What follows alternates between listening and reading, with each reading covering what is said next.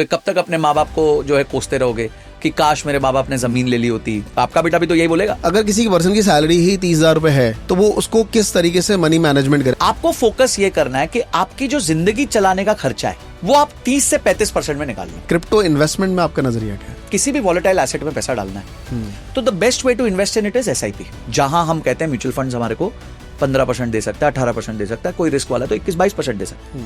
इसने दिया है 75.8% के आसपास पर है। अगर किसी को इन्वेस्ट करना है तो टॉप 5 कॉइन कौन से होने चाहिए? बिटकॉइन है, सोलाना है, XRP है, इथेरियम है, ADA है। अभी आपका कॉर्पस कितना है, कुछ दिखा पाए, बता पाए आपके अकॉर्डिंग कौन सा राइट टाइम कौन सा होना चाहिए इन्वेस्टमेंट? आपके क्वेश्चन का आंसर है कि तीनों में इन्वेस्ट करना चाहिए। अब कैसे करना चाहिए वो समझा दें। So hi everyone, welcome to Mahatma ji technical. आज मैं बहुत एक्साइटेड हूं क्योंकि फिर से मैं वही जो हमारे शख्स थे फाइनेंस के ऊपर, उन्होंने इतनी सारी वैल्यूएबल नॉलेज दी और इतने सारे आप सबके कमेंट्स, इतना व्यूअरशिप, हर जगह viral. Sanjay sir, thank you so much for coming. Thank you Amrish, और सो मच, आपने जो so much for making viral. नहीं, हम बिल्कुल नहीं, यहाँ पे तो इसमें क्रेडिट नहीं लेंगे, इसमें सारा क्रेडिट आपका है क्योंकि वो जो आंसर्स आपके थे और जो लोगों को सच में समझ आए, इतने सारे कमेंट्स से, इतनी वीडियोस, मतलब इतना प्यार आपको दिया गया और थैंक्स टू यू कि उस वजह से लोग, बहुत सारे लोगों ने हमें भी जाना। एंड सर, मेरा सीधा सवाल आपसे है क्योंकि इसमें बहुत सारे सवाल ये थे कि सर हमारी सैलरी 30,000 रुपए की है, 40,000 रुपए की है, क्या मैं करोड़ों का सपना देख सकता हूँ? तो मेरा सीधा सवाल आपसे है कि 30,000 वाला 1 करोड़ का कॉर्पस बना सकता है कभी? बहुत आराम से बना सकता है। ओके, देखिए, हमारी जो रेसिपी है उसमें 3 चीजों का मिश्रण है। ठीक है। वेल्थ कैसे कंपाउंड होगी, वेल्थ कैसे क्रिएट होगी, आप कितना पैसा निवेश करते हैं, वो कितना रिटर्न्स कमाता है और कितनी देर के लिए कमाता है। ये 3 ही फैक्टर है। ओके, ठीक है। तो अगर एक व्यक्ति ज्यादा पैसा नहीं डाल सकता तो वो एटलीस्ट ज्यादा देर के लिए तो डाल सकता है। राइट। इसका उदाहरण देता हूं आपको जी। और मतलब आप कोई भी ये चीज सोच ही नहीं पाएगा, ये नंबर पॉसिबल भी है। वॉरेन बफेट 1965 में उन्होंने अपना चालू किया फंड जी, बर्कशायर हैथवे। राइट। वहां से लेके आज 2025 हो गई है, 60 साल निकल गए। अब आप सोचिए, इस 60 साल में उन्होंने रिटर्न्स दिए हैं 19.8% पर एनम। आप तो ट्रेडिंग भी जानते हैं, समझते हैं। यहां तो लोग महीने का 20% मांगते हैं, वो उन्होंने साल का 20% दिया, 20 से भी कम दिया। हाँ, 20 से भी कम है। अब अगर किसी व्यक्ति ने 1,000 रुपए की SIP की होती तो 60 साल में उसने कितना निवेश किया होता? 7,20,000 रुपीज 60 साल में। 7,20,000 रुपए कोई बड़ा अमाउंट नहीं है। नहीं। ठीक है, आज से भी चालू किया जा सकता है जी, कोई अगर करना चाहे तो। और वो 19.8% पे ग्रो किया। आज उसकी वैल्यू एनी एस्टिमेट क्या हो सकती है? 7,20,000 डाला है, धीरे धीरे डाला है, क्या हो सकती है उसकी वैल्यू आज? लाइक 1 करोड़, 1.5 करोड़। 1 करोड़, 1.5 करोड़। कुछ लोग से पूछता हूं, कभी बोलते 10 करोड़, चलो टाइम लंबा हो गया, 20 crore. The answer is 794 crore, 794 crore value है 1,000 रुपए की SIP की फॉर 60 ईयर्स। अब 1,000 रुपए डालना मेरे हिसाब से रीजनेबली पॉसिबल है सबके लिए। ठीक है। तो आपने सवाल ये पूछा था कि कोई 30,000 रुपए कमा रहा है तो क्या वो करोड़पति का सपना देख सकता है? बिल्कुल देख सकता है। बट फिर अगर वो ये सोचे कि मैं 3 साल में करोड़पति बन जाऊं, 5 में बन जाऊं, 10 में बन जाऊं, 15 में बन जाऊं, वो सपना फिर गलत है, वो होना काफी मुश्किल है। ओके। और एक जनरेशन में एक आदमी को खटना ही पड़ता है, मेहनत करनी ही पड़ती है, ऑप्शन नहीं है। तो शायद वही है, आप वो जनरेशन में जो है भगवान ने आपको सौभाग्य दिया है कि आप अपने आने वाले परिवार का जो है, आने वाली पुश्तों का जो है नसीब बदलोगे। कब तक अपने माँ बाप को जो है कोसते रहोगे कि काश मेरे माँ बाप ने जमीन ले ली होती, काश मेरे माँ बाप ने तब सोना ले लिया होता। अरे आपका बेटा भी तो यही बोलेगा, राइट। आपका बच्चे भी तो यही बोलेंगे, चलो आप ही चालू कर लो। राइट। मतलब वो एक सीधी सी कहावत है कि जैसे आपने कहा कि पहले सब कहते थे कि भाई प्रॉपर्टी, हमारे दादाजी अगर प्रॉपर्टी ले लेते यहाँ बहुत सस्ती थी, तो वैसे ही क्या पता हमारे पोते बोले यार फलां शेयर ले लेते, फलाना म्यूचुअल फंड में डाल देते, कैसे भी डाल लेते हैं। करेक्ट, राइट है। सो अभी भी मेरा दोबारा से क्वेश्चन उसी पे आएगा। उसी में एक क्वेश्चन आ रहा है कि अगर किसी पर्सन की सैलरी ही 30,000 रुपए है तो वो उसको किस तरीके से मनी मैनेजमेंट करे, अपना बजटिंग कैसे कर सकता है? एक नॉर्मली पैरामीटर्स हम एवरेज रख ले, कोई एक पैरामीटर्स आपके पास हो कि उसका फाइनेंशियल या बजटिंग का क्या रोल होना चाहिए, क्या एक फॉर्मूला होना चाहिए? देखिए, वैसे ना मैं थोड़ा सा इसके अगेंस्ट होता हूँ फॉर्मूला के। ओके। क्योंकि हर व्यक्ति की स्थिति अलग होती है, परिस्थिति अलग होती है। अभी कोई आया है जिसका पीछे लोन चल रहा है, जिसके पास शुरू से ही लोन है, तो उसकी परिस्थिति अलग होगी। एक होगा जिसको किसी का ख्याल नहीं रखना, अपने पेरेंट्स का भी ख्याल नहीं रखना, उसकी परिस्थिति अलग होगी। आपको फोकस ये करना है कि आपकी जो जिंदगी चलाने का खर्चा है वो आप 30 से 35% में निकाल लो। ओके, कोशिश ये करो, ठीक है। मतलब आप 30,000 रुपए कमा रहे हो तो से 10 से 12,000 के बीच बीच में आपकी जिंदगी चलाने का खर्चा आप निकाल लो। ठीक है। बचा हुआ 30% 40% आप अगर हो सके तो निवेश करना चालू कर दो, ठीक है। चाहे शुरू में आप रेकरिंग डिपॉजिट करो और अपने लिए एक इमरजेंसी फंड क्रिएट कर लो, फिर उसके बाद SIPs कर लो, और जो बचा हुआ पैसा है उसमें अपनी लाइफ को थोड़ा बहुत एंजॉय भी आप कर सकते हो। कि ऐसा नहीं है कि देखो हम नहीं चाहते कि आप बिल्कुल ही ऐसे जियो कि मतलब मजा ही नहीं आ रहा आपको। करेक्ट। 30,000 में अगर आपने 5,000 6,000 का भी इंजॉयमेंट कर लिया तो एक 30,000 के बंदे के लिए एक अच्छी इंजॉयमेंट है वो। उससे एक आधी बार जाके मूवी देख ली बाहर, एक आधी बार जाके डिनर विनर कर लिया दोस्तों के साथ, तो कर सकता है वो 6,000 रुपए में, ऐसे कोई प्रॉब्लम नहीं है। तो अगर आप ये रेशियो फॉलो करते हो, ठीक है, तो मोटा मोटी आप एक सही नंबर पे रहोगे जिसपे 30 to 35% के अंदर अंदर आप अपने रोजमर्रा के खर्चों को निपटा दो। ठीक है। सो अब बात आती है कि सर 6 से 7,000 रुपए हमारी सेविंग्स हो रही है, बट इसको इन्वेस्टमेंट करना है, क्योंकि सेविंग्स करूंगा, बैंक में रखूंगा, FD में तो इन्फ्लेशन और ये सारी चीजों की वजह से पैसा कम हो रहा है। तो इन्वेस्टमेंट के बहुत सारे तरीके हैं, कोई 3 तरीका जो ऑर्डर वाइज आप बताएं, number 1, number 2 and number 3, detail में कि ये 6,000 रुपए किस तरीके से वो इन्वेस्ट करें। बहुत बढ़िया। देखिए 6,000 रुपए मेरे को ऐसा लगता है कि आपको निवेश करना चाहिए मेजरली भारत की टॉप 500 कंपनीज में। ओके। भारत में आज 6,500 कंपनीज लिस्टेड हैं। अगर आप उसमें टॉप 500 देखें तो पहली 100 कंपनीज जो है वो लार्ज कैप होती हैं, Right. बड़ी कंपनीज हैं। अगली 150 कंपनीज मिड कैप होती हैं और उसके अगले 250 कंपनी स्मॉल कैप। पर ये जो स्मॉल कैप भी है ना, ये छोटी नहीं होती, ये होती हैं जिनकी मार्केट कैप करीबन 15,000 16,000 करोड़ के आसपास होती है। हाँ, 4,000 5,000 करोड़ से ऊपर की सारी 15-16,000 करोड़। Okay. जो 500 वाला नंबर है उसके नीचे फिर और धीरे धीरे नीचे जाती रहती है, नीचे जाती रहती है। 500वां नंबर जो कंपनी होगी वो 15,000 16,000 करोड़ की उसकी मार्केट कैप होगी। तो यानी वो भी सॉलिड कंपनीज है, ऐसे कोई बच्चा कंपनीज नहीं है। जब आप भारत देश की टॉप 500 कंपनीज में निवेश करोगे तो ऑटोमेटिकली आप भी ग्रो करोगे, वो भी ग्रो करेंगे। अच्छा, उसमें कंपनी के मरने के चांसेस काफी कम होते हैं। तो आप देश की 500 कंपनी में निवेश करो। कैसे निवेश करें? राइट, मेरा नेक्स्ट क्वेश्चन। हाँ, कैसे निवेश करें? 3 इंडेक्स फंड्स आइडेंटिफाई कर लो। एक निफ्टी 50 कर लो, एक निफ्टी मिड कैप 150 कर लो और एक निफ्टी स्मॉल कैप 250 कर लो। आपको कोई भी इंडेक्स फंड उसका मिल जाएगा। अगर आपको इंडेक्स फंड छोड़ के ETF से करना है तो आप ETF के माध्यम से भी कर सकते हो। दोनों तरीके ओके हैं, जिसमें एक्सपेंस रेशियो कम लगे, जो आपको समझ आ जाए, जो भी आप चीज को समझ आए, बट म्यूचुअल फंड या ETF दोनों में से किसी एक में रहना, ठीक है। अब देखिए, हमें 3 चीजों में पैसा डालना है। लार्ज कैप में रिस्क सबसे कम है, मिड कैप में थोड़ा ज्यादा है, स्मॉल कैप में और ज्यादा है। अब आप अपने स्वाद अनुसार रिस्क लो।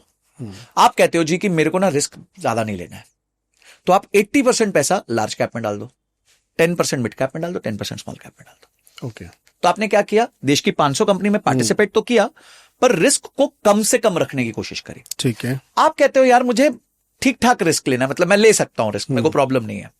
तो आपने 1/3 पैसा लार्ज कैप में डाल दिया, 1/3 मिड कैप में डाल दिया, 1/3 स्मॉल कैप में डाल दिया। ओके। फिर आप कहते हो नहीं जी, मैं तो एकदम, जैसे हम कहते हैं ना वो जो खाने में बिल्कुल मसाला वसाला खा के बढ़िया खाना खाना है मेरे को, तो आप कहते हो भाई मैं रिस्क ले सकता हूं क्योंकि मुझे तो 20-25 साल के लिए पैसा डालना है और छोटी कंपनी तो बड़ी होंगी। उस केस में आप 20% लार्ज कैप में डाल दो, 40% जो है वो स्मॉल कैप मिड कैप में डाल दो, 40% स्मॉल कैप में डाल दो। तो आपने क्या किया? रहे आप वही 500 कंपनीज के बीच में, पर अपने रिस्क के स्वाद अनुसार आपने या तो लार्ज कैप में ज्यादा डाल दिया, या मिड कैप में ज्यादा डाल दिया, या स्मॉल कैप में ज्यादा। ओके। तो मैं आपको सजेस्ट करूंगा कि 6,000 रुपए के आसपास अगर आपके पास है तो मिनिमम 5,000 रुपए तो आप ऐसे बांट दो। ठीक है। अब बचा 1,000 रुपए आपके पास।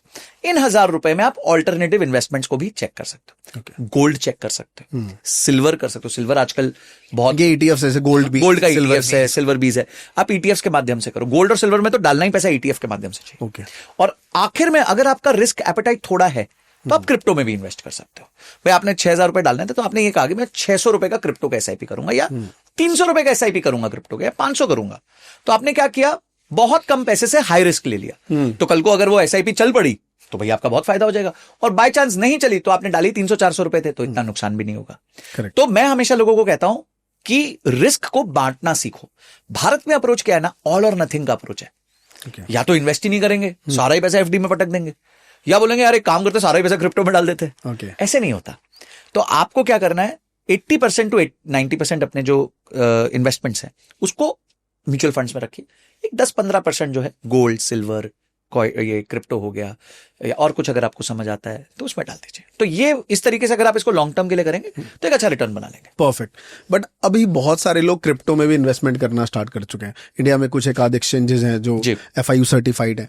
तो आपका नजरिया क्या है? क्योंकि ज्यादातर जो म्यूचुअल फंड और इन सब में इन्वेस्ट करते हैं वो क्रिप्टो से बिल्कुल दूर रहना पसंद करते हैं, क्योंकि बहुत ही ज्यादा हाई वॉलेटाइल मार्केट है ना। ये 5 मिनट की कैंडल में कई बार पूरा मामला बदल जाता है। अभी हम थोड़ी देर पहले बैठे थे और मामला बदल चुका था वहां पे। तो आपका नजरिया क्या है इसको क्रिप्टो इन्वेस्टमेंट को लेके? ट्रेडिंग एक सेपरेट रख देते हैं, उसको हटा देते हैं। क्रिप्टो इन्वेस्टमेंट में आपका नजरिया क्या है? देखो, मैं आपको इसका जवाब ऐसे देता हूं कि अगर आपको जिंदगी में किसी भी वॉलेटाइल एसेट में पैसा डालना है तो the best way to invest in it is SIP।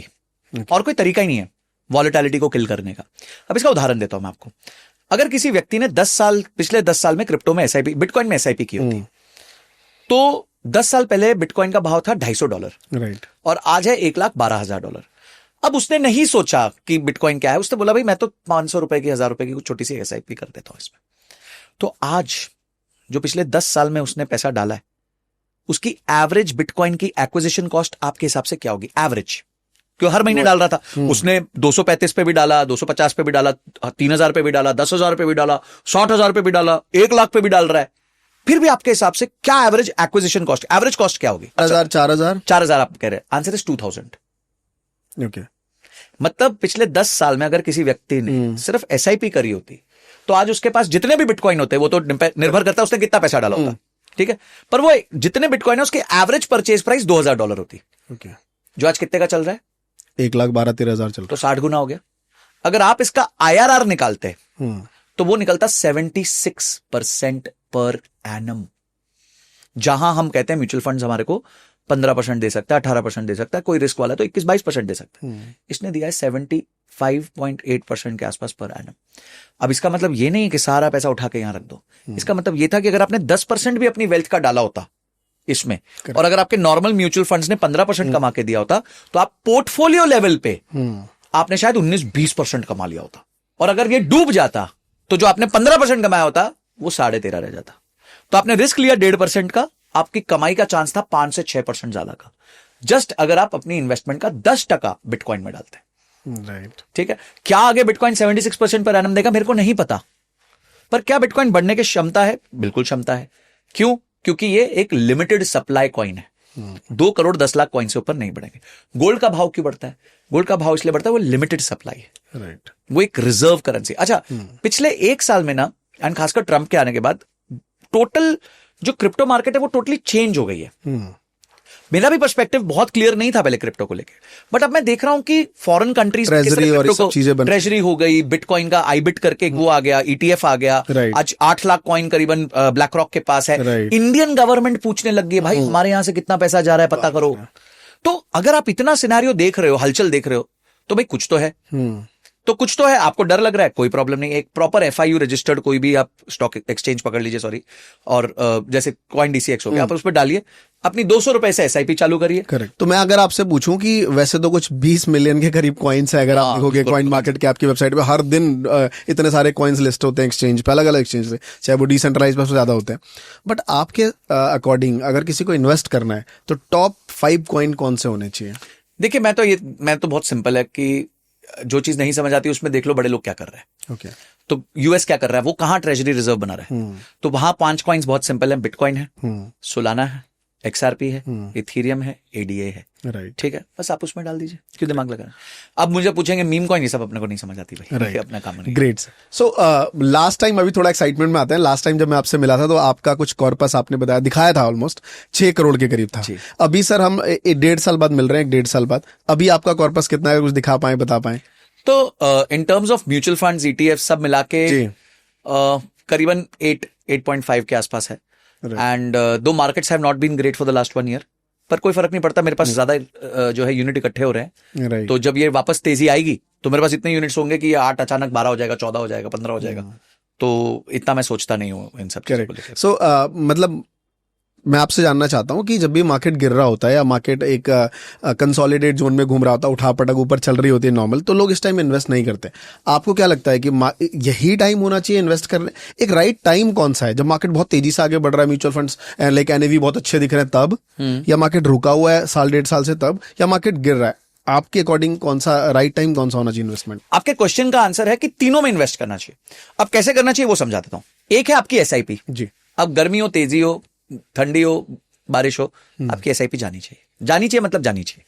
और ये एसआईपी का कोई डेट भी रहता है क्या? नहीं, कोई डेट इस से कोई डेट मतलब में- नहीं, वो आप अपने एस्ट्रोलॉजर से पूछ लीजिए। Okay. जो भी आपको डेट अच्छी लगे, Okay. आपका एस्ट्रोलॉजर बोलेगा ये तारीख अच्छी है, ठीक है Okay. भाई, तुम्हारा 2+1 अच्छा है, तुम्हारा राहु अच्छा हो जाएगा, तुम 4th तारीख को डाल दो, तुम 8th को डाल दो, वो तुम्हारी मर्जी है, उससे बहुत ज्यादा फर्क नहीं पड़ने वाला जी। लॉन्ग रन में, ठीक है। कमिंग बैक, अब सेकंड जो है, जब मार्केट साइडवेज है, तो जब मार्केट साइडवेज है, एक तो आपकी एसआईपी चली रही है, दूसरा उस टाइम पे कुछ पर्टिकुलर इंडेक्स अगर डिप करता है तो हम इसे कहते हैं सिप ऑन डिप, ठीक है। तो सिप ऑन डिप, जैसे आपका समझो आज मैंने देखा निफ्टी 50 1% नीचे गिर गया, तो भाई मैंने 1000 रुपए डाल दिए, 500 रुपए डाल दिए, Okay. जो मेरी क्षमता है मैंने डाल दिया, ठीक है। तो मैंने ऐसे 7-8 ETF पकड़े हुए हैं, जिसमें गोल्ड है, सिल्वर है, निफ्टी 50 है, निफ्टी नेक्स्ट 50 है, मिड कैप 150 है, स्मॉल कैप 250 है, 2-3 इंटरनेशनल इंडेक्सेस है, जैसे मोतीलाल ओसवाल नैस्डैक 100 है, नहीं। मफैंग है, महाकटेक है। अब मैं आपको एक एग्जांपल देता हूं। मैंने महाकटेक अक्यूमुलेट करना चालू किया था जब वो 17-18 रुपए का था। हर बार जब वो डिप होता था मैं खरीद लेता था, जब डिप होता था मैं खरीद लेता था। आज उसकी मेरी एक्विजिशन कॉस्ट है 21 रुपए, वो चल रहा है 27 रुपए। अब इसमें मैंने क्या इंटेलिजेंस यूज करी? कुछ भी इंटेलिजेंस यूज नहीं, मैंने डिसिप्लिन यूज किया। इसी तरीके से हमने मॉन 100 लिया था, उसमें भी 30% का रिटर्न है। अब वो हो सकता था 2 साल और रिटर्न नहीं होते, मैं इकट्ठा करता, जिस दिन एक दिन रिटर्न आता, मेरे तो सारे पैसे उसी दिन बनने थे। तो ये हो गया दूसरी स्ट्रैटेजी। जब आप मार्केट साइडवेज चल रही है या कैसे भी चल रही है, तो आपने एक छोटा सा कैपिटल बना लिया कि मैं महीने में 5000 रुपए डिप्स पे डालूंगा और इन 5 इंडेक्स पे डालूंगा, जो भी आपने सिलेक्ट कर लिया, या गोल्ड या सिल्वर उस टाइम सिलेक्ट कर लिया। तीसरा आता है अपॉर्चुनिटी कैपिटल। अब आपके पास 1 लाख रुपए एक्स्ट्रा पड़े हुए, 2 लाख रुपए एक्स्ट्रा पड़े हुए, अचानक से जैसे 7 अप्रैल को मार्केट बहुत तेजी से नीचे गिर गया, 5% नीचे गिर गया, अक्यूमुलेट कर लो। सर और भी तो गिर सकता है, बिल्कुल गिर सकता है। कितना गिरेगा? 5% और गिर जाएगा। आपने 1 लाख रुपए डाले तो वो 95,000 हो जाएंगे। मौत थोड़ी आ रही भाई आपको, पर अगर बढ़ गया तो कितना बढ़ सकता है? अनलिमिटेड बढ़ सकता है भाई। एक चीज अचानक से बहुत तेजी से 5% गिरी, और वो भी इंडेक्स गिरा। कोई स्टॉक की बात, ये गलती स्टॉक में नहीं करना, क्योंकि स्टॉक जीरो हो सकता है, इंडेक्स जीरो नहीं हो सकता। तो हम 3 तरीके से निवेश करते हैं। पहला निवेश है एसआईपी, प्राण जाए पर एसआईपी ना जाए, जाती रहे एसआईपी। सेकंड है sideways market, SIP on dip. और थर्ड है अपॉर्चुनिस्टिक कैपिटल, जब बड़ा डिप आता है तो बड़ा पैसा एक साथ पटक दो। बस यही 3 तरीके हैं। उसके बाद हम ज्यादातर ईटीएफ या म्यूचुअल फंड्स में रहते हैं। ओके। म्यूचुअल फंड्स में एसआईपी करते हैं, ईटीएफ्स में हम इस तरीके के काम कर लेते हैं। डायरेक्ट स्टॉक्स हम नहीं करते, परफेक्ट। बिकॉज मुझे पता नहीं ना कब बाहर निकलना है। अभिमन्यु के चक्रव्यूह की तरह अंदर तो घुस गए, बाहर निकलना नहीं आता। भाई कौन सा शेयर खरीद लिया, वो कब बेचना है मेरे को पता ही नहीं है। या तो मैं उसकी बैलेंस शीट पढ़ूं, रिपोर्ट्स पढ़ूं, वो सब अपने को नहीं होता। ओके। क्योंकि अपना रोज का काम नहीं है। अब मेरा एक नेक्स्ट बहुत एक्साइटेड है, क्योंकि आजकल बहुत ग्लोबलाइजेशन का जमाना है, हर एक को पता है भैया ये माइक्रोसॉफ्ट है, ये एनवीडिया है ना, एप्पल है, बट और सबके शेयर्स भी हैं। तो यंग जिनकी सैलरी 20,000 25,000 है, इन सबको दिखता है। बट क्या अगर किसी के पास 2,000 रुपए हैं तो क्या वो एप्पल के शेयर्स खरीद सकता है? क्या वो गूगल के शेयर लाइक बाय कर सकता है? तो एक लोगों का सवाल रहता है। बिल्कुल खरीद सकता है। फ्रैक्शनल ओनरशिप होती है यूएस में, फ्रैक्शनल शेयर्स खरीद सकते हो। पूरा शेयर खरीदने की जरूरत नहीं होती आपको। बट अगेन मैं इसके टोटली अगेंस्ट हूं। आपको क्यों खरीदना है? आप मोतीलाल ओसवाल नैस्डैक 100 खरीद लो, वो भी तो ये काम कर रहा है। ओके। वो भी तो इन्हीं स्टॉक्स में पैसा डाल रहा है, नैस्डैक में डाल रहा है। नैस्डैक कहां है? नैस्डैक किससे बना है? इन्हीं 100 कंपनी से बना हुआ है। तो आप ये कह रहे हो कि इनके म्यूचुअल फंड्स हैं, आप जैसे मोतीलाल ओसवाल के, तो ये डायरेक्ट इन्वेस्ट करते हैं वहां के फंड्स में। बिल्कुल। तो हम यहाँ के फंड्स में इन्वेस्ट करके वहां पैसा, देखिए आप समझिए, ये ना सारी वैनिटी चीजें हैं कि मैं यूएस में इन्वेस्ट करता हूं। आप यहां से अकाउंट खोलते हैं, उसके चार्जेस लगते हैं। अगर आप बड़ा वॉल्यूम करना चाहते हैं तब फिर भी समझ आता है कि अगर आप एक यूएस बेस्ड ईटीएफ में पैसा डालना चाहते हैं, ठीक है, क्योंकि जब आप इंडिया से पैसा डालते हैं तो आप यूएस बेस्ड ईटीएफ में पैसा डाल सकते हैं। और यूएस में ना बड़े अच्छे अच्छे प्रोडक्ट्स हैं। मैं आपको एक उदाहरण देता हूं। फॉर एग्जाम्पल, मैं आज 40 ईयर्स का हूं, आज साल चल रहा है 2025, और मैं ये चाहता हूं अमरीश भाई कि मैं 2035 में रिटायर हो जाऊं, ठीक है, फाइनेंशियली इंडिपेंडेंट हो जाऊं, रिटायर हो जाऊं, और मैं उसके लिए एक फंड में पैसा डालना चाहता हूं। तो अब मैं या तो जाऊंगा फंड मैनेजमेंट, पूरा बात करूंगा, समझूंगा, फिर वो मुझे बोलेगा सर पहले साल ऐसे करेंगे, 5 साल बाद हम आपके पोर्टफोलियो को ऐसे कर देंगे, फिर डेट की तरफ ले जाएंगे, जो लॉजिकल बातें होती हैं। अब ये सब बहुत टीडियस है काम आदमी के लिए। तो यूएस में ईटीएफ्स होते हैं जो रिटायरमेंट ईयर के हिसाब से बनते हैं। तो यूएस में एक ईटीएफ है ब्लैक रॉक का IETF, जो आपको 2035 में रिटायर कर देगा। तो आप उसमें एसआईपी चालू कर सकते हो। Okay. तो उसके लिए आपको एक यूएस ट्रेडिंग अकाउंट चाहिए। ओके ठीक है, पर अगर आप ये सोच रहे हो मैं 1000 रुपए, 100 रुपए, 500 रुपए से उठ के एप्पल का शेयर खरीद लूं, तो भाई आपका ट्रांजैक्शन कॉस्ट, क्योंकि आपको डॉलर में कन्वर्ट करना है, फिर डॉलर के बाद उसको इन्वेस्ट करना, उतने में ही आपकी चीखें निकल जाएगी। वो मॉन 100 और ये सब बेटर है मॉन 100 से डाल दो, यहां पे 500 रुपए की ईटीएफ में एसआईपी कर दो। मॉन 100 हो गया, महाकटेक हो गया जिसमें आप हैंगसेंग में पैसा डाल सकते हो, चाइना में डाल सकते हो, आप फैंग में डाल सकते हो, मराया सेट फैंग है, फेसबुक, एप्पल, नेटफ्लिक्स, गूगल। फिर उसके बाद आपका क्या कहते हैं, हैंगसेंग बीज है जो आप हैंगसेंग में डाल सकते हो। ये बहुत सारे ऑप्शंस हैं जिसके थ्रू आप इंटरनेशनल इक्विटी का एक्सपोजर ले सकते हो। आपको क्यों 100, 200, 500 रुपए के लिए डॉलर करना है, डॉलर का एक्सचेंज रेट का फटका खाना है। हाँ, महीने का 50,000 डालना चाहते हो, 1 लाख डालना चाहते हो, तो फिर भी बात समझ आती है कि चलो आप वहां का एक, यहाँ पे बहुत सारे ब्रोकर्स हैं जो वो वैसा अकाउंट खोल के देते हैं जहां से आप यूएस डायरेक्ट ट्रेड कर सकते हो। ओके, किसी के पास अभी 1 करोड़ रुपए है, अगर वो आपके पास आता है, वो कहता है कि संजय भाई मुझे इसे इन्वेस्ट करना है, उसके दिमाग में प्रॉपर्टी भी चल रहा है, उसके दिमाग में गोल्ड भी चल रहा है, और उसके दिमाग में अपना म्यूचुअल फंड या फिर स्टॉक्स भी डायरेक्ट चल रहा है। अगर आप उसको सही तरीके से पैसे को एलोकेट करना है, तो आप किस तरीके से उसे क्या एडवाइस करोगे? परसों ही आया है जी, पर ये नंबर 1 नहीं था, उनका 10 था जी, पर ठीक है, मतलब क्वेश्चन वही रहेगा। क्वेश्चन है ऑब्जेक्टिव क्या है, आपको इस पैसे से करना क्या है। अब इस पैसे से आपको ग्रोथ चाहिए, इस पैसे से आपको प्रोटेक्शन चाहिए, या इस पैसे से आपको पैसिव इनकम चाहिए। ठीक है, अभी मैं कर सकता हूं, मैं अभी काम कर रहा हूं, एक्टिव इनकम आ रही है अच्छी, 1 करोड़ रुपए है मेरे पास, तो मैं उनको ये सजेस्ट करूंगा कि अगर आपको लिक्विडिटी का इशू नहीं है, ठीक है, अगर आपको लिक्विडिटी का प्रॉब्लम नहीं है, तो आप definitely part of this money यानी कि 30 to 40% या 50% तक रियल एस्टेट कर सकते हो। ओके, आपको लगता है जी कोई नया एयरपोर्ट आ रहा है, वहां पे प्रॉपर्टी अच्छी मिल रही है, कोई आपका कनेक्शन है, तो आप बिल्कुल डाल सकते हो, क्योंकि आपको है कि मैं 10 साल तक अब कुछ करने नहीं वाला, मेरे को ये पैसा यहाँ पे पटके रहना है, मेरे को मतलब I don't want to touch it. तो even you can do real estate.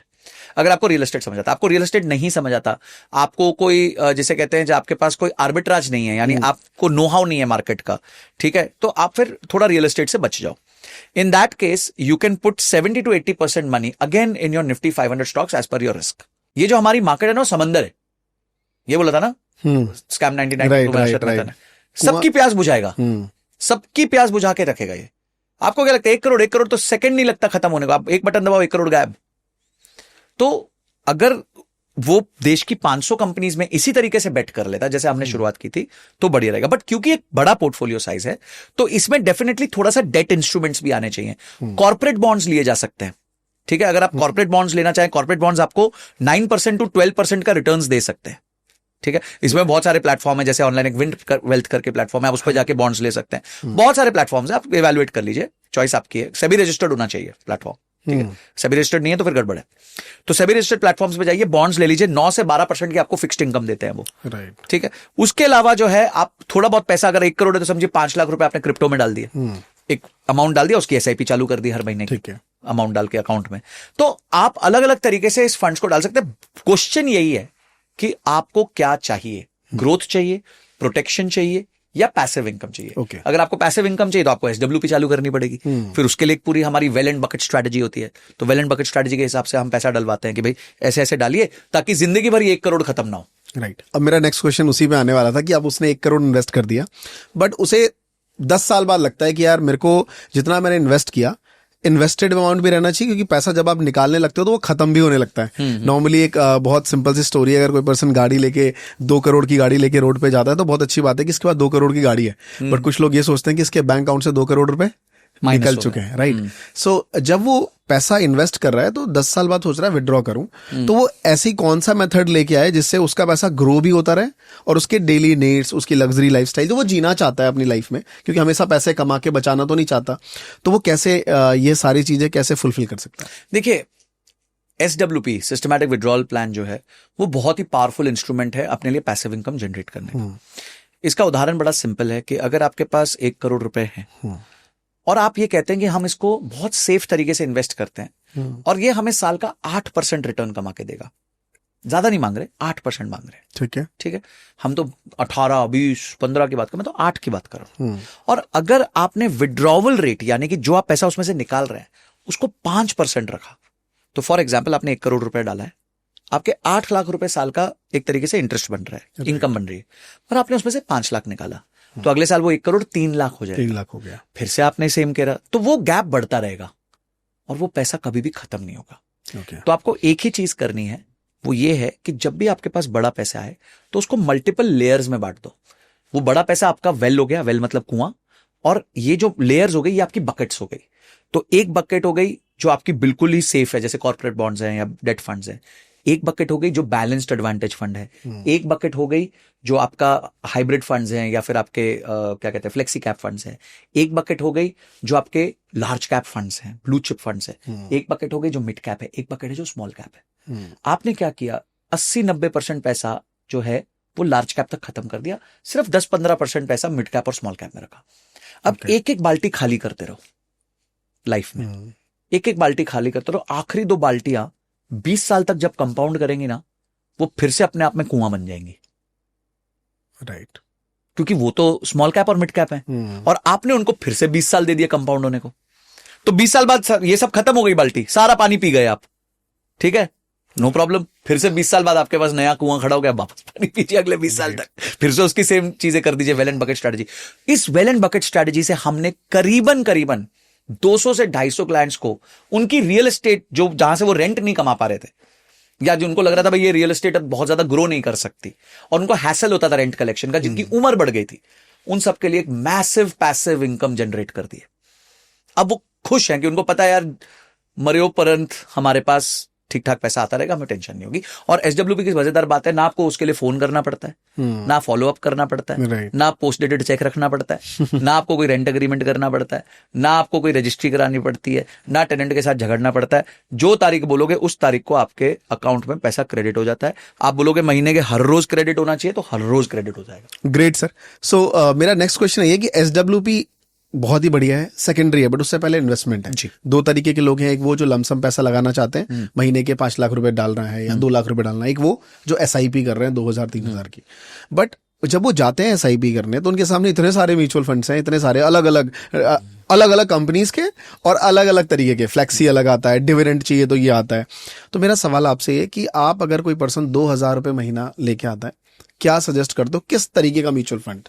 देखिए अगेन मैं तो वही निफ्टी 500 को फोकस करता हूं। ओके। मैं कहता हूं mid cap, small cap, large cap, बस इसी दुनिया में रहो। अब आपको लगता है कि यार मैं नहीं कर पाऊंगा, मेरे को शायद इतनी समझ नहीं है, मैं थोड़ा म्यूचुअल फंड मैनेजर पे छोड़ना चाहता हूं, तो मैं आपको सजेस्ट करूंगा कोई भी मल्टी कैप या फ्लेक्सी कैप फंड ले लो। क्योंकि मल्टी कैप फंड में क्या होता है कि 25% large cap, 25% mid cap, 25% small cap and 25% at the discretion of the fund manager. Right. Flexi cap में 100% at the discretion of fund manager. ठीक है, तो दोनों में आप चूज कर लो कि आपको मल्टी कैप करवाना है। भी होता है थोड़ा। देखिए रिस्की तो होगा ही, ऑब्वियसली होगा, बिकॉज फंड मैनेजर का जिसमें टेक आ जाएगा तो वो तो रिस्की होने ही वाला है। तो फिर म्यूचुअल फंड में इन्वेस्ट करने से पहले हमें म्यूचुअल फंड का जो फंड मैनेजर है उसके बारे में स्टडी करनी चाहिए थोड़ी। मैं सिर्फ आपको ना गोल्डन रूल देता हूं म्यूचुअल फंड को इवेल्युएट करने का। गोल्डन रूल, हर म्यूचुअल फंड का एक बेंचमार्क होता है, हर म्यूचुअल फंड की एक कैटेगरी एवरेज होती है। ठीक है, जब भी कोई म्यूचुअल फंड ओपन होता है तो फंड मैनेजर को बताना पड़ता है मैं इस म्यूचुअल फंड को इस पर्टिकुलर बेंचमार्क के अगेंस्ट वैल्यू करूंगा। बेंचमार्क कोई भी इंडेक्स हो सकता है, निफ्टी 50 हो सकता है, निफ्टी 100 हो सकता है, कोई भी हो सकता है, वो लिखा होता है। आप जाके देखिए जो भी म्यूचुअल फंड है, पहले तो उस म्यूचुअल फंड का एग्जिस्टेंस मिनिमम 5 साल का होना चाहिए। क्योंकि 5 साल में ना आपको समझ आ जाता है कि ये फंड मतलब एक कैसे बिहेवियर है, कैसा बिहेवियर है। ठीक है, तो पहले तो आपको एक फंड मैनेजर को समझने के लिए आपको 5 साल का उसको देखना पड़ता है फंड को। अब आप देखिए कि 1 साल के होराइजन में वहां पे मनी कंट्रोल पे चले जाइए, moneycontrol.com पे चले जाइए, कोई भी फंड का नाम लिखिए और वहां पे 1 ईयर पे लिखिए क्या 1 ईयर होराइजन पे इस म्यूचुअल फंड ने अपने बेंचमार्क को और अपनी कैटेगरी एवरेज, यानी कि उसी कैटेगरी के बाकी म्यूचुअल फंड्स, एक समझिए क्लासरूम और मेरे को 40 मार्क्स आए 50 में से मैथ्स में और पूरी क्लास को 45 आए, तो मैं खराब हो गया। ठीक है, और मुझे 40 और पूरी क्लास को 35 आए तो मैं अच्छा हो गया। ठीक है ना, तो ऐसे ही कैटेगरी एवरेज है, मतलब आप ही की क्लासरूम में यानी उसी म्यूचुअल फंड की कैटेगरी में बाकी सबने कैसा परफॉर्म किया। तो समझिए कोई म्यूचुअल फंड है, उसने 1 साल में रिटर्न दिया 10%, उदाहरण के तौर पे बेंचमार्क ने दिया 8%, कैटेगरी एवरेज ने दिया 7%, तो ये बहुत ही अच्छा फंड है। यानी वो 1 साल के होराइजन में अपनी बेंचमार्क को और अपने कैटेगरी एवरेज को बीट कर रहा है। क्या ये देखना मुश्किल है? नहीं, मनी कंट्रोल पे जाइए, आपको सामने सामने दिख जाएगा। थोड़ा सा नीचे जाएंगे उस पे दिख जाएगा। अब आप 1 साल पे देख लिया, अब आप उसको 2 साल के होराइजन पे देखिए, क्या फिर से इसने बीट किया है? फिर आप उसको 5 साल के होराइजन पे देखिए, क्या फिर से इसने बीट किया है? और फिर ऑल मतलब जितना डेटा अवेलेबल है उस पे देखिए, क्या फिर से इसने बीट किया है? जो फंड सबसे ज्यादा बार अपने बेंचमार्क को और कैटेगरी एवरेज को कंसिस्टेंटली मल्टीपल टाइम होराइजन पे बीट कर रहा है, आप उस फंड में निवेश कर दीजिए। परफेक्ट। इससे ज्यादा मत सोचिए, क्योंकि म्यूचुअल फंड को इवैल्यूएट करने के 5000 तरीके हो सकते हैं। शार्प्स रेशियो हो सकता है, एक्सपेंस रेशियो हो सकता है, अल्फा हो सकता है, जेनसन जी हो सकता है, 10,000 तरीके मैं बता सकता हूं आपको, पर एक आम निवेशक के लिए बहुत मुश्किल होगा। सिंपल चीज करिए, मल्टीपल टाइम फ्रेम्स पे जाके, और वो बगल में बटन है 1 year, 2 year, 5 year, all check करिए कि कितने टाइम एक पर्टिकुलर फंड ने अपने बेंचमार्क को और अपनी कैटेगरी एवरेज को बीट किया। ओके, ठीक है, बस Perfect. इतना करेंगे, आपको बेस्ट म्यूचुअल फंड अपना मिल जाएगा। ओके। सो अभी तक में हमने एक बार भी पीपीएफ से रिलेटेड बात नहीं करी है, तो मेरा नेक्स्ट सवाल सर आपसे ये कि एक बहुत सारे जो सैलरी क्लास वाले लोग हैं उनका पीपीएफ एक प्रायोरिटी लाइक चीज है, वो सारी चीजें, तो एक तरफ म्यूचुअल फंड है, एक तरफ पीपीएफ है। आप इसको, अगर मैं आपसे एक क्लास ही लेना चाहूँ इन दोनों के बारे में वर्सेस करके, तो क्या आप आंसर देंगे इसको? देखिए, एक हाई ग्रोथ इकोनॉमी में जहां कम इकोनॉमी की ग्रोथ तेज हो रही है, वहां पे PPF will not beat mutual fund in long run. For example, एक पीपीएफ का होल्डिंग पीरियड होता है 15 साल, और म्यूचुअल आप उसी 15 साल में म्यूचुअल फंड को कंपेयर करें तो पीपीएफ होगा औसतन 8% दे देगा, कभी ज्यादा दिया होगा, कभी कम दिया होगा, तो एवरेज पकड़ लेते हैं 8% दिया है, वर्सेस एक म्यूचुअल फंड ने मिनिमम 12-14% तो दिया ही है। ठीक है, तो क्या पीपीएफ एकदम बेकार हो गया? नहीं। बहुत सारे निवेशक होते हैं जो अपने आप को कंट्रोल नहीं कर पाते।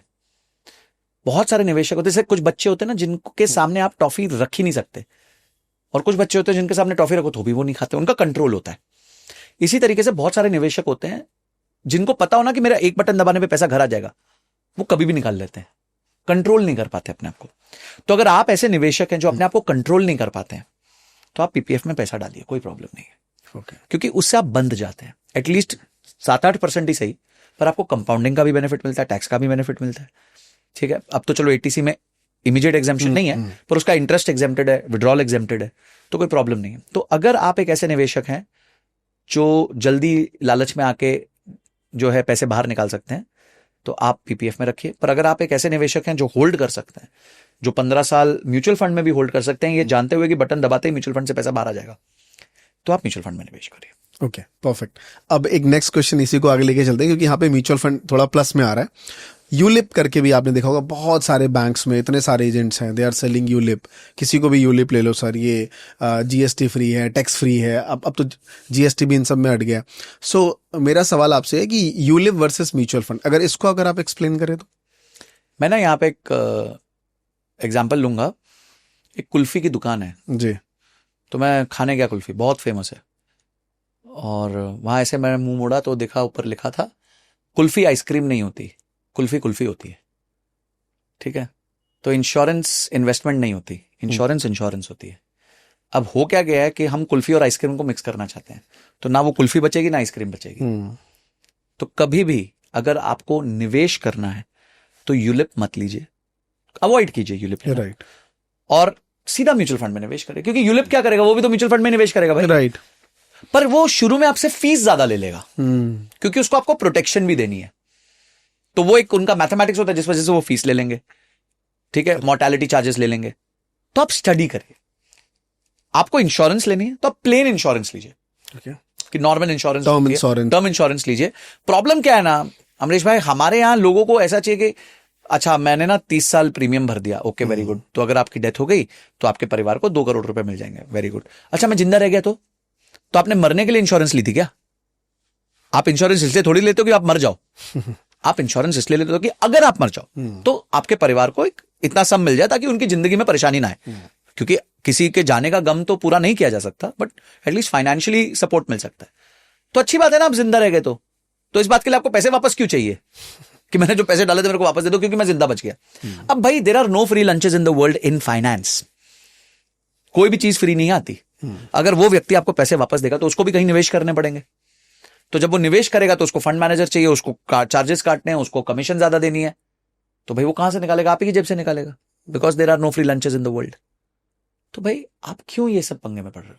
आप बढ़िया टर्म इंश्योरेंस लो, अपनी रिक्वायरमेंट के हिसाब से ठोक बजा के लो, और निवेश के लिए आप अपना म्यूचुअल फंड, ईटीएफ, जो आपको समझ आए वो करो। ओके, सो आज से थोड़ा सा आज से 20 साल पहले चलते हैं। उस टाइम काफी ज्यादा, बहुत ज्यादा एक LIC है ना, लाइफ इंश्योरेंस लोग लेते थे। LIC स्पेशली LIC से लेना है ना, लाइक मैं, क्योंकि मेरे घर में LIC एजेंट्स मैंने देखे हैं, तो बड़ा उनका एक रुतबा रहता था कि भाई LIC वाले भैया आ गए है ना, और ये सारा। अब मैं देखता हूँ धीरे धीरे ये सब क्रेज खत्म होता जा रहा है, जस्ट बिकॉज ऑफ अवेयरनेस। ठीक है, लोगों के पास जानकारी आ गई है, बहुत सारी चीजें। आपका क्या नजरिया है इन दोनों को लेके? एक तरफ LIC हो गई, एक तरफ म्यूचुअल फंड हो गया, एक तरफ इंश्योरेंस हो गया, एक तरफ टर्म इंश्योरेंस हो गया। पहले तो सारी जरूरतें LIC ही पूरी करती थी, आप देखें तो जिंदगी के साथ भी जिंदगी हाँ, बात भी सब कुछ। लेकिन अब आप इसको अगर डिराइव करना चाहें, आज की यूथ जो मैं, जिनकी उम्र मानता हूं 25 साल भी है, वो आज देख रहा है, वो कोई भी एजेंट से मिलने से पहले अगर ये आज ये वीडियो देख लेता है, तो उसका माइंडसेट कैसे चेंज होगा, या क्या उसको एडवाइस देना चाहेंगे आप? देखो, मेरे को ना एक विविड याद है कि हमारे पापा, जनरली पापा के दोस्त ही होते थे। हाँ, राइट राइट, सेम हमारा। पापा भी मेरे ONGC में पहले काम करते थे, तो वो संडे को ना 10-11 बजे आते थे अंकल हमारे। आएंगे, गप्पे मारेंगे, और फिर उसके बाद एक पेपर खोल देंगे, फिर बात करेंगे, डिस्कस करेंगे। जैसे देखो, हम क्या कहते, डिटर्जेंट, कोई डिटर्जेंट नहीं बोलता, आदमी जाके बोलता सर्फ एक्सेल दे दो, ठीक है। कोई ये नहीं बोलता कोल्ड ड्रिंक दे दो, कोई बोलता है, जनरली बोलता है पेप्सी दे दो, ठीक है। मैगी हो, हाँ, कोई नूडल्स नहीं बोलेगा, बोलता मैगी दे दो, फेविकॉल दे दो, और तो कोई हाँ एडहेसिव नहीं बोलेगा, बोलेगा फेविकॉल दे दो। तो इस तरीके से ना कोई इंश्योरेंस नहीं बोलता था, LIC बोलता था, LIC दे दो। उसका मतलब ही होता था LIC करानी है, LIC करानी है, इंश्योरेंस नहीं करानी, LIC करानी है। तो देखिए, मैं अगेन वापस क्या बोलता हूं कि हर समय इन्वेस्टमेंट्स के रूप बदलेंगे। तो आई थिंक 90s का टाइम था जब लोगों का मार्केट्स पे ट्रस्ट नहीं था, डेप्थ नहीं थी मार्केट्स में, ट्रांसपेरेंसी, स्कैम्स बहुत, डेंट बहुत लगे, और लोगों के पैसे खराब हुए, शॉर्ट टर्म में लोग दुखी हुए, काफी लोगों ने सुसाइड किया, बहुत इश्यूज हुए। तो उस समय पे अगर कोई आके आपको बोले कि भाई मैं एक फिक्स्ड प्लान देता हूं, वो भी देश की सर्वोच्च कंपनी का, तो एक मानसिक तौर पे आपको एक कंफर्ट मिलता था, और आपको लगता था ठीक है, रिटर्न्स भी बन रहे हैं। अच्छा, आप है ना मिडिल क्लास के माइंडसेट को समझिए। मिडिल क्लास का माइंडसेट बड़ा सिंपल है कि वो पैसे को अपने से दूर करना चाहता है, क्योंकि उसको पता है कि अगर मेरे अकाउंट में पैसे हैं तो इसके लिए कहीं ना कहीं से खर्चा बन के आ जाएगा। मेरी वाइफ मांग लेगी, मेरे बेटा मांग लेगा, घर में कुछ बीमारी हो जाएगी, तो ये पैसा चला जाएगा। तो उसको ना अपनी आंखों से ओझल करना होता था पैसे को, कि सामने ना रहे, ठीक है। तो LIC उसके लिए एक बहुत अच्छा विकल्प था कि 10 साल पैसे डालो, फिर 10 साल रुको, और फिर धीरे धीरे पैसे वापस आने लग जाएंगे आपके, या जो भी उनके प्लान थे, जीवन आनंद या जो भी। तो मैं उसको बुरा नहीं कहूंगा, क्योंकि उस समय का दौर का सिचुएशन अलग था। बट अगर आप जो है कंप्यूटर savvy हो गए हैं, आपके डीमैट हो चुके हैं, बहुत कुछ हो गया, बहुत चेंजेस हुए हैं, तो क्या सेम प्रोडक्ट आज के दिन चलेगा? मुझे नहीं लगता आज के दिन चलेगा। हाँ, फिर भी अगर आपकी रिक्वायरमेंट वैसी है, आप में क्षमता नहीं है इन्वेस्टमेंट डिसीजंस लेने की, आपको लगता है आंखों को, पैसे को आंखों से ओझल कर दो, तो I think still you can go with it. But ideally अगर आप रिटर्न्स एक्सपेक्ट कर रहे हो, अच्छा वेल्थ क्रिएट करना चाहते हो, अपने में डिसिप्लिन लाना चाहते हो, और एक लंबे जर्नी में वेल्थ क्रिएट करना चाहते हो, देन ऑब्वियसली ये प्रोडक्ट्स आज के लिए ठीक नहीं है। ओके, सो अभी जैसे निर्मला सीतारमण जी ने सर 2.0 GST लेके आई है, बहुत एक्साइटेड है, स्पेशली मिडिल क्लास लोगों के लिए इतना फायदेमंद है कि ज्यादातर लोग वो जो 28 कैटेगरी में थे वो सीधा 5% 18 में, इन सब में आ गए। सो मेरा सवाल आपसे ये है कि बहुत सारा जो लोग पैसे इन्वेस्ट करते थे, पहले लगते थे यार पैसे भी इन्वेस्ट करो, ऊपर से GST भी भरना पड़ता है, अब तो उन्होंने GST हटा दिया है। तो कितना बड़ा इम्पैक्ट आएगा इस फील्ड में, और क्या क्या हो सकता है, मतलब बेनिफिट्स एक आम आदमी को, वो आपसे पूछना चाहता हूँ। देखिए, गाड़ियों के केस में एक अच्छा बेनिफिट होगा, क्योंकि 28 से 18% का GST दिया गया है, और वो भी खासकर छोटे व्हीकल्स पे, जिसका कंजम्पशन इंडिया में सबसे ज्यादा होता है। बड़े व्हीकल्स तो लोग पैसे वाले होते हैं, तो उनको नहीं बख्शा जा रहा, विच इज ओके, ठीक है, अमीरों से पैसा निकाला जाएगा। देखो, या तो आप गलत काम कर रहे हो या अमीर हो, तो सरकार आपसे पैसे लेगी, इससे सिन आइटम्स, या फिर बहुत अगर आप अल्ट्रा लग्जरी चीजें खरीद रहे हो। पर आप एक बात समझिए कि जो ये दो चीजें की गई हैं कि इंश्योरेंस के GST को 0 किया गया, which is a very welcome step, और दूसरा जो एसेंशियल्स पे 18% GST थी, शैम्पू हो गया, तेल हो गया, सब हो गया, उसको 5% कर दिया गया। मुझे ऐसा लगता है कि ये सारा जो बेनिफिट है वो पास ऑन नहीं हो सकता। इसका मैं उदाहरण देता हूं क्यों। मैंने इसकी डीप स्टडी करी, और मैंने मामा अर्थ करके कंपनी, उसकी P&L निकाली। अब मामा अर्थ जब P&L में देखता हूं, तो उसका नेट प्रॉफिट मार्जिन 3.5% है। मतलब 100 रुपए की सेल करते हैं तो सारे खर्चे काट के 3.5 रुपए बचते हैं। अब मामा अर्थ अभी तक अपने पैसों पे 100 रुपए की सेल पे 18 रुपए प्लस करके GST लेता था, ठीक है। अब वो 18 रुपए प्लस नहीं करेगा, 5 रुपए प्लस करेगा, एम आई राइट? पर जो वो नीचे खर्चे कर रहा है, जो वो एडवर्टाइजर्स को पैसा दे रहा है, जो वो अपने सप्लायर को पैसा दे रहा है, जो वो अपने कंसल्टेंट्स को पैसा दे रहा है, जो वो बाकी चीजों के लिए पैसा दे रहा है, उस पर तो अभी भी 18% जीएसटी है। तो उसको इनपुट का उतना बड़ा बेनिफिट नहीं मिलेगा जितना उसको पहले मिलता था। हो सकता है उसको इनपुट के बाद कुछ पैसा अपने जेब से भरना पड़े। अब बेचारे का मार्जिन ही 3.5% है, तो वो क्या करेगा? तो मैंने इसका पूरा मैथ करके देखा, तो आज का जो जीएसटी का इंपैक्ट आएगा उसको, जो नए रेजिम में आएगा, इवन अगर उसको उसका इनपुट क्रेडिट भी मिलता है तो भी उसको 12 से 13% लोडिंग करनी पड़ेगी कॉस्ट की। ओके। तो पहले 18% लोडिंग हो रही थी, अब 12 से 13 करेगा, यानी 4 से 5% का ज्यादा से ज्यादा फर्क आ सकता है हमारे ये एसेंशियल गुड्स में। अब सेम चीज आ जाएगी इंश्योरेंस कंपनी में। इंश्योरेंस कंपनी अब पहले 100 रुपए पे 18 रुपए आपसे जीएसटी लेती थी, अपना इनपुट क्रेडिट माइनस करके बाकी सरकार को दे देती थी। करेक्ट। अब इनपुट क्रेडिट तो अभी भी खड़ा है, अभी भी उसके एडवर्टाइजर्स हैं जिसको उसको पैसा देना है, अभी भी वो जो सर्विसेज लेता है उस पर 18% जीएसटी देनी है उसको। तो अब रिसीट 0 हो गई, पर पैसा तो अभी भी जीएसटी नीचे जा रहा है। तो यानी हो सकता है 18 का 18 बेनिफिट ना मिले, 9% मिल जाए, 10% मिल जाए, 8% मिल जाए, फिर भी कुछ तो मिलेगा ही मिलेगा। पर ये जो सब अपेक्षा करके बैठे ना कि 18 से 5 हो गया मतलब 13% का पूरा बेनिफिट हमें मिल जाएगा, वो नहीं होने वाला।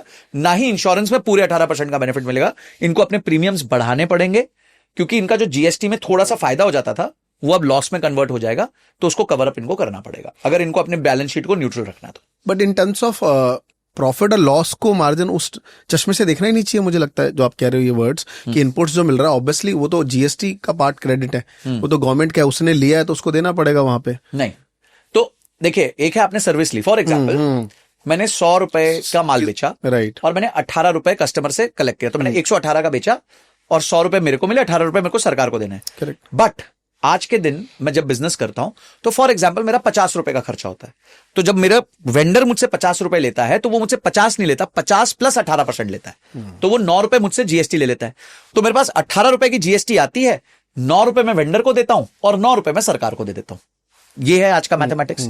अब सरकार कह रही है कि ये जो 100 रुपए पे आप जीएसटी ले रहे थे अब वो हो गया 0, तो मेरे पास कितना आएगा? 118 तो आएगा नहीं, 100 ही आएगा। पर मेरा वेंडर तो अभी भी 59 ही ले रहा ना मुझसे, उधर थोड़ी माफी हुई है, तो वो 9 रुपए का इंपैक्ट तो मेरे को डालना पड़ेगा यहां पे। तो अब मैं 100 रुपए में नहीं बेचूंगा, अब मैं 9 रुपए में बेचूंगा। तो जो मुझे 18% का पूरा बेनिफिट पास ऑन करना चाहिए था मैं कर ही नहीं पाऊंगा एज अ कंपनी, नहीं तो मेरा प्रॉफिट में मेरा लॉस हो जाएगा। तो वो शायद, अब वो नंबर एग्जैक्ट कितना निकलता है वो सबके लिए अलग होगा। फॉर एग्जाम्पल यूनिलीवर ज्यादा पास ऑन कर सकता है, क्यों? क्योंकि यूनिलीवर का मार्केटिंग का खर्चा कम है, मामा अर्थ का मार्केटिंग का खर्चा उनके रेवेन्यू का 35% है, यूनिलीवर का 15% है, तो उनको कम जीएसटी देना पड़ता है, जिस वजह से वो ज्यादा बेनिफिट कस्टमर को दे सकते हैं। ओके। तो ये एक मैथमेटिक्स है। मतलब मैं मोटा बात सिर्फ इतना कहना चाहूंगा कि आप अगर इतना उत्साह कर रहे हैं ना कि पूरा 18 0 हो गया तो मेरी 25,000 की पॉलिसी 25,000 की मिलेगी, 25,000 प्लस जीएसटी की नहीं मिलेगी, ऐसा नहीं होगा। हो सकता है 25,000 पे 250 रुपए बढ़ा के 27,500 रुपए कर दे, पर जीएसटी उस पे मतलब 100% का फायदा आपको पास ऑन नहीं होगा। तो मैं सीधे सीधे लाइक मोटे शब्दों में समझ रहा हूँ, या बाकी जो व्यूअर समझ रहे हैं, कस्टमर जो समझ रहे हैं, कि अगर कोई अभी 100 रुपए का प्रोडक्ट है वो शायद फ्यूचर में भी 100 ही दिखे। हाँ। वो जीएसटी का ऊपर नीचे, उसके बीच का जो टर्म्स है वो ऊपर नीचे हो जाएगा। हाँ, वो हो सकता है, बिल्कुल हो सकता है। प्राइस क्योंकि end of the day customer, देखो कंपनी नुकसान तो नहीं लेगी ना, राइट, कंपनी नुकसान नहीं लेगी। तो 100 का प्रोडक्ट है 100 या फिर 1 रुपए कम हो जाएगा, ज्यादा से ज्यादा, इससे ज्यादा कम नहीं होगा। मैं तो पूरी मैथ की इस पे वीडियो भी बनाई है मैंने, कंप्लीट डिटेल्ड वीडियो बनाई हुई है। परफेक्ट। तो इसके बाद भी एट द एंड मेरा एक लास्ट क्वेश्चन ये है कि बहुत सारे लोग ना लाइफ में फाइनेंशियली फ्री होना चाहते हैं, क्योंकि बहुत सारी ऐसी लाइक वीडियोस हैं इंटरनेट पे, है ना, पॉडकास्ट इतने सारे आते हैं कि भाई अगर आपको फायर जो एक नंबर होता है, राइट, वो अचीव करना होता है। तो जो फायर नंबर है एक सैलरीड वाला पर्सन क्या अचीव कर सकता है? मैंने किया, आपके सामने बैठा, 16 साल काम किया, 16 साल बाद अचीव किया। देखिए, हर आजादी खून मांगती है, ठीक है। नेताजी सुभाष चंद्र बोस जी ने कहा था कि तुम मुझे खून दो मैं तुम्हें आजादी दूंगा। मतलब there has to be some contribution to get freedom. और अगर आपको जल्दी फाइनेंशियल फ्रीडम चाहिए तो उसका एक ही इक्वेशन है कि खर्चों को नियमित रखो, इनकम को बढ़ाते रहो और ज्यादा पैसे निवेश करोगे। अगर आप ये इक्वेशन जितना ज्यादा ऑप्टिमाइज कर लोगे, कि आज आपको लालसा हो रही है कि यार मेरी तनख्वाह बढ़ गई, मेरी तनख्वाह 1 लाख रुपए महीना हो गई, अभी पिछले साल तक मैं 50,000 रुपए महीने पे था, मेरी 1 लाख हो गई है, वेरी गुड। तो जो 50,000 बढ़ी है ना, अब मैं जाके एक बड़ी गाड़ी ले लेता हूं। तो आपने क्या किया? बढ़ा तो ली इनकम, पर अपना खर्चा, लाइफस्टाइल एक्सपेंस बहुत तेजी से बढ़ा लिया। पर यही 50,000 में आप बोलते हो मैं ऐसी गाड़ी लेता हूं जो सिर्फ 10,000 रुपए मेरे एक्स्ट्रा लेगी, पर 40,000 रुपए मेरे बड़े मैं निवेश कर दूंगा। तो आप देखिए, आप जल्दी फ्री हो जाएंगे। तो financial freedom is a mix of frugality in the beginning, at the beginning. जितना अच्छा, काफी बच्चे जो है ना सैलरी लेते ही उधार में आ जाते हैं। पहली सैलरी आई तो बोले यार आईफोन लेना है, तो भाई उधार में आ गए, पहली सैलरी पे उधार में आ गए। ये क्या है भाई, सैलरी कब कमाना क्यों चालू किया था? उधार के लिए। मतलब आप तो बैंक की नौकरी भी करने लगे, डबल नौकरी कर रहे हो ना आप। एक तो नौकरी कर रहे हो और एक बैंक की नौकरी कर रहे हो। ये क्या मतलब हुआ? आप शुरू में पैसा थोड़ा सा जमा करो, इकट्ठा करो, ताकि आप अपने ड्रीम्स परस्यू कर सको। तो फाइनेंशियल फ्रीडम कोई भी व्यक्ति अचीव कर सकता है। ठीक है, जैसे सिंघम का एक डायलॉग था, मेरी जरूरतें कम है इसलिए मुझ में दम है। तो आप अपनी जरूरतों को नियमित रखो शुरुआत में एटलीस्ट। इनकम को तेजी से बढ़ाओ, खर्चों को थोड़ा स्लो बढ़ाओ। ये गैप इतना बड़ा हो जाएगा कि आप फाइनेंशियली फ्री हो जाओगे। और अच्छे से निवेश करो, लंबे समय के लिए निवेश करो, आप डेफिनेटली फाइनेंशियली फ्री हो जाओगे। राइट। मैं अभी रिसेंटली कपिल शर्मा का शो भी देख रहा था जी। तो विजय जो पेटीएम के फाउंडर हैं जी, है ना, तो उन्होंने कहा कि यार मेरी जरूरतें बहुत बस यही है, शर्ट पहना हो। तो कपिल ने कहा भी था ठीक है उतना है ना। तो ये रियलिटी है कि आप अपनी जरूरतें बहुत लिमिटेड रखिए कि जब आप कभी भी बहुत डाउनग्रेडेड भी जाए तभी आप उस चीज को बहुत लग्जरी एंजॉय कर पाएंगे। यार मेरे को ज्यादा आप में ना स्विच ऑन स्विच ऑफ करने की कैपेबिलिटी होनी चाहिए। मतलब फॉर एग्जांपल अगर आपने अपनी लाइफस्टाइल को इंक्रीज कर भी लिया, बेटर कर भी लिया, और कहीं कुछ प्रॉब्लम हो गई तो आप इमीडिएटली बैक भी जा सको, उतना आपके पास फ्लेक्सिबिलिटी होनी चाहिए। लोग क्या है ना फंस जाते हैं, अरे यार अब तो मैं ऐसे घर में रहता हूं, अब तो मैं ऐसी गाड़ी चलाता हूं, मैं कैसे कर लूं। वो समाज का सोचते रहते हैं। समाज तुम्हारा नहीं सोच रहा है भाई। तुम अच्छा करोगे तो भी समाज गाली देगा, तुम खराब से करोगे तो भी समाज गाली देगा। जब तुम अच्छा करोगे तो समाज बोलेगा देखो इसको इतना एरोगेंस हो गया, इसको टाइम नहीं है, मिलता नहीं है। खराब करोगे तो बोले इतना टाइम है, घर पे ही बैठा रहता है। मतलब किसी को खुश करना 100% टाइम पॉसिबल ही नहीं है। करेक्ट। मतलब वो किसी ने बोला था कि अगर आपको सबको खुश करना है तो आप आइसक्रीम बेचना चालू कर दो। आई थिंक उसमें भी आदमी खुश नहीं कर सकता सबको। कुछ बोले ये फ्लेवर खराब है, ये खराब। तो आप ये कोशिश प्रयत्न मत करो। Right. आपकी एक ही जिम्मेवारी है और वो जिम्मेवारी आपके खुद के प्रति है, आपके परिवार के प्रति है। आप उनके लिए काम करो, फाइनेंशियली फ्री होने की पूरी जल्द से जल्द कोशिश करो। सब हो सकते हैं, बस डिसिप्लिन की जरूरत है। Perfect. बस और कुछ आपको नहीं चाहिए। ग्रेट संजय भाई, आपने बहुत अच्छे से सभी चीजों का आंसर दिया है। जो लोग यहाँ तक सुन रहे होंगे उनको बहुत ही मजा आ रहा होगा। जो यहाँ तक सुन रहे हैं मुझे लगता है एक्चुअली उसकी सैलरी 40 से 50 हजार रुपए होगी और वो अपने लिए कुछ फ्रूटफुल निकाल रहा होगा सर। सो कहीं अगर इस जो लोग सुन रहे हैं इसमें बहुत सारे ऐसे लोग होंगे जो रेंटेड पे रहते हैं, जो महीने का 10,000 12,000 रुपए महीने का रेंट पे कर रहे हैं। उनके दिमाग में चल रहा है कि कोई एक ऐसी जगह मैं अपना एक फ्लैट ले लूं जहां मैं अगर अभी डिपॉजिट भी कर दूं 4-5 लाख रुपए और मेरा मंथली का कुछ 12-15 हजार रुपए का ईएमआई भी चला जाए तो कोई टेंशन नहीं है, क्योंकि मेरे को अपना फ्लैट अपना हो जाएगा। या मान लीजिए कोई टियर 2 टियर 3 सिटीज में रहता है तो वो घर के लिए भी सोच सकता है कि मेरा अपना घर हो जाएगा। क्या करना चाहिए? सोच उसकी सही है या उसको सोचने का तरीका बदलना चाहिए? देखिए अगेन सब कुछ फैक्टर ऑफ इनकम है। अभी आप 10,000 रुपए का रेंट दे रहे हैं, आपकी इनकम क्या है? अगर किसी की इनकम 50,000 है तो वो ऑलरेडी 20% अपना जो यूजुअली होती है इतनी। हाँ, मतलब लोग इतना ही पे कर रहे हैं। देखिए इंडिया में सबसे बड़ी प्रॉब्लम क्या है कि अगर आपका एक घर का रेंट 10,000 है ना तो उसकी ईएमआई संभावित 25 से 30,000 होगी, बेयर मिनिमम बता रहा हूं, हो सकता है ज्यादा। अब आप सोचिए एक 50,000 कमाने वाला व्यक्ति उसी घर में 10,000 रुपए देके रेंट से रह रहा है। अब अचानक से वो कहता है मेरे को यही घर ओन कर लेता हूं, रेंट तो वेस्ट है, ईएमआई होगी तो अपना हो जाएगा। तुम दोगे कैसे 30-35,000 की ईएमआई? तुम कमाई 50,000 रहे हो, 35,000 की ईएमआई देने के लिए तुम्हारी 1 लाख रुपए की कमाई होनी चाहिए। तो या तो अपनी कमाई को डबल कर लो इस घर को खरीदने के लिए, या फिर अभी आप मत सोचो, या इससे आधा घर ले लो, मतलब फिर जहां 10-12 हजार की ईएमआई पे काम चला सको। तो एंड ऑफ द डे आपको मैथमेटिक्स करनी पड़ेगी। मैं पिछली बार आपके एपिसोड में आया तो ये बात हुई थी रेंट की, और ये तो कुछ ऐसी क्लिप कटी जिसमें लगा कि ऐसा लगा कि मैं जो है सिर्फ कह रहा हूं कि रेंट पे ही रहना चाहिए, घर खरीदना नहीं चाहिए। मैं घर खरीदने के खिलाफ नहीं हूं, मैं बिना कैलकुलेशन करे घर खरीदने के खिलाफ। अभी मैं आपको एक किस्सा सुनाता हूं। मेरे एक फ्रेंड है, उन्होंने घर खरीदा 2021 में, अच्छा घर खरीदा, 2 बेडरूम का घर खरीदा, ठीक है, धीरे धीरे बढ़ने भी लग गया। अचानक से 2024 में उनको दुबई में जॉब लगा। अब दुबई में जॉब लगा, अब ये घर को वो क्या करे क्या नहीं करे, तो फैमिली ने डिसाइड किया इसको हम सेल ऑफ कर देते।